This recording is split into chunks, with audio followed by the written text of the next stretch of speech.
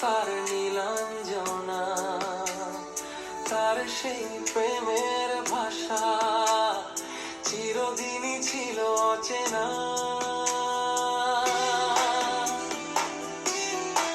ও লিখেছিল সে এক কবিতা, নাম তার নীলাঞ্জনা, তার সেই প্রেমের ভাষা চিরদিনই ছিল অচেনা।